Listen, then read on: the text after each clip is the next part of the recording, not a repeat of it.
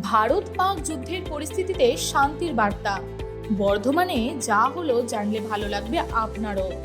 বর্ধমানে একাধিক শিল্পী মিলে তুলে ধরলেন এক বিশেষ শিল্পকর্ম, আর এই শিল্পকর্মের মধ্যে দিয়েই শিল্পীরা ছড়িয়ে দিতে চাইছেন শান্তির বার্তা।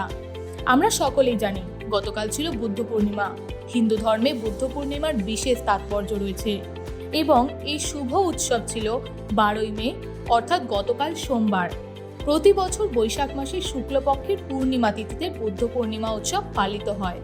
পৌরাণিক বিশ্বাস অনুসারে ভগবান বিষ্ণুর নবম অবতার গৌতম বুদ্ধ এই দিনে জন্মগ্রহণ করেছিলেন, তাই বৈশাখ পূর্ণিমাকে বুদ্ধ পূর্ণিমাও বলা হয়। আর বুদ্ধ পূর্ণিমার এই বিশেষ দিনে একাধিক বালুকা শিল্পীরা মিলে বালি দিয়ে তৈরি করলেন দামোদর নদীর তীরে এক ধ্যানমগ্ন গৌতম বুদ্ধের মূর্তি।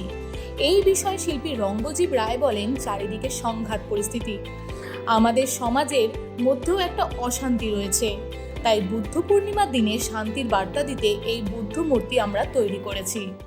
আজ বুদ্ধ পূর্ণিমা, আমরা চারিদিকে দেখছি যুদ্ধ বিগ্রহ লেগে চলেছে। আমাদের ভারত, পাকিস্তান, ইসরায়েল, বিভিন্ন দেশে, এবং শুধু দেশ নয়, আমাদের সমাজের মধ্যে সবসময় একটা যুদ্ধ রব রয়েছে। ওই জন্য আমরা এখানে বেশ কিছু আর্টিস্ট আমরা চাইছি যে সমাজে শান্তি ফিরে আসুক, সেই বার্তা নিয়ে আমরা এই কাজটা করছি।